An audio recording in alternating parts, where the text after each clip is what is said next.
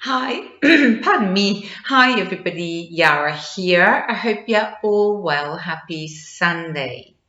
Now, in this particular video, I actually want to touch upon something that my high and greater aspect touched upon, I believe, many, many moons ago in a transmission. And this was also triggered by a question from a lovely, lovely sub.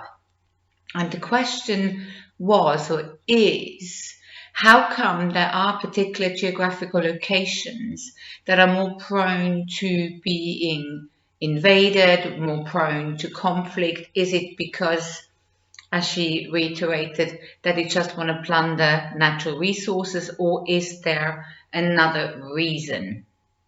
Now, I replied to her quickly, but I thought I wanted to go deeper into this question. Now, before I turned on the camera and doing this video, I was really asking my higher greater aspect and looking into the Akashic records why this is so. Why are there so or particular geographical locations that are more prone to repeated conflict? And here, of course, we have to think straight away what is happening in the Ukraine, because the Ukraine, or what used to be the former USSR, is a geographical location that is incredibly prone to repeated conflict. Because what I've been shown is that not only World War One, World War Two, particularly World War Two, there is like a big, for a lack of a better word, time capsule of trauma stamp. Equally, as my sub brought up, looking, for example, at the Gaza Strip, looking at Lebanon, looking at Israel is another place, thinking of the Crusades, thinking of many different things that I'm being shown. There is a particular overlay of, I would say, geographical karma. And how this is shown to me is there are like these time capsules, so to speak, energetic trauma time capsules that are sort of overlaid. It's like as if the karma would be deepening. And what I'm being told now again is that particular souls are almost like magnetically attracted to these particular conflict zones because they have experienced particular, let us say, trauma in such geographical locations. We see them as geographical locations, but how I'm being shown this, these are like blockages, energetic trauma blockages in the grid of the Gaia construct. And equally, I'm just being shown that there is a lot of trauma held by Hawaii and Bimini, and round about the Panama area of the Great Cataclysm and the last cataclysm of Atlantis, because there have been several. And I'm being told right away now here as well, there are many different locations in this, let us say, grid or construct that we call planet Earth or Gaia, where there has been other conflict or trauma held of other cultures that we don't know about yet, and we will get to know these as time progresses and as we progress in this. Now, what I'm being told is these souls that are magnetically attracted to these conflict zones deepen the karma of these zones because they return over and over to be able to either redeem themselves. This is also, for lack of a better word, or to feel they have to complete something, thus, as I said, returning to these places and deepening, so to speak, the geographical karma. And it's like a trauma layer cake that I'm being shown here. Now, what I'm being told right now as well, there are increasing amount of certain people that are grid workers and grid shadow workers, meaning that there are a lot, and I'm being shown quite a few, well, there could be more, that are working on these trauma stamps or time trauma capsules that have started to accrue more and more trauma as souls return and conflict happened again. It's like this endless loop of conflict. And these energetic grid workers are starting to work on this construct and these meridians, energetic meridians, as you know, energy never dies. When there is a lot of emotion and energy held through a war zone, through famine, through bloodshed,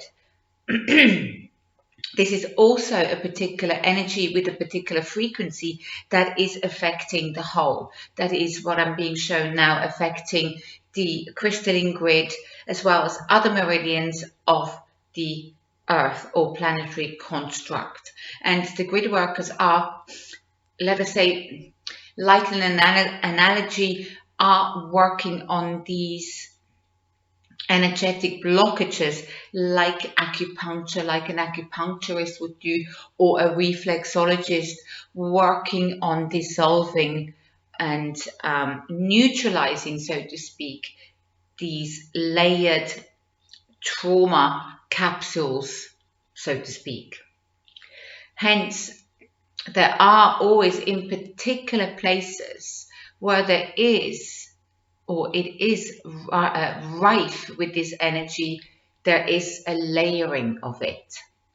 Hence, it's prone, like magnetically attracting more conflict. More conflict attracts more conflict, and conflict and conflict and conflict.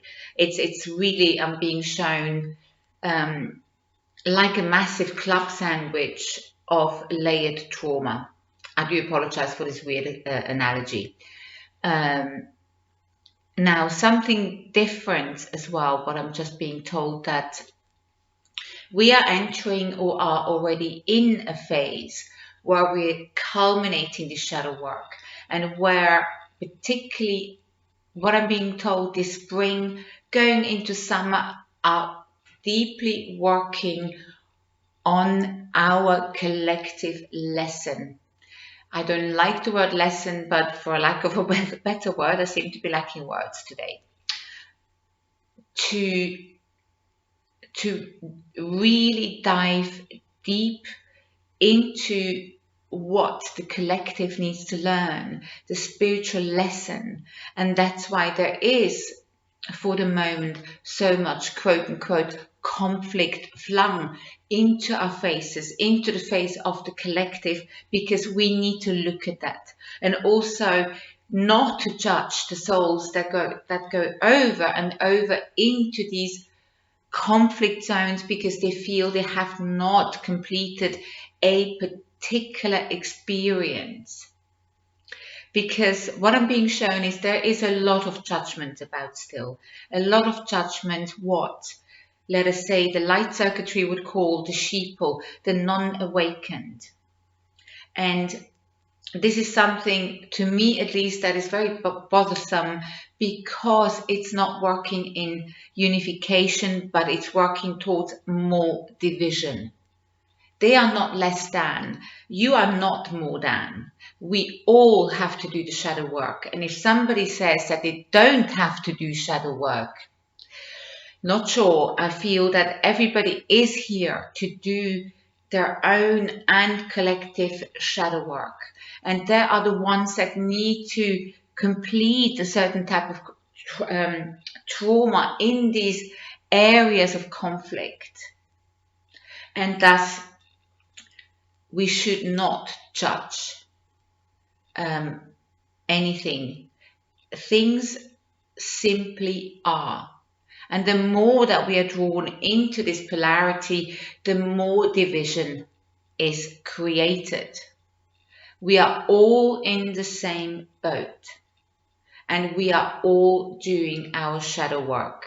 including myself. I'm working with a lot of accrued trauma in particular parts of my body. And this is exactly the same. You can equate your bodies where you are doing the shadow work, where you have gone through a dark night of the soul, where you are working through really going deep for the moment, uprooting all the skeletons in your own personal closets.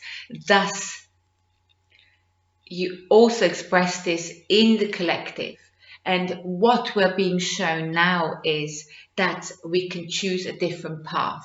That's why we're being shown war and conflict and invasion, because there is still a huge shadow here in the collective that is feeling strife within them, that are incredibly judgmental. But this is what I'm being told, the journey we are all going through. Nobody is exempt from it.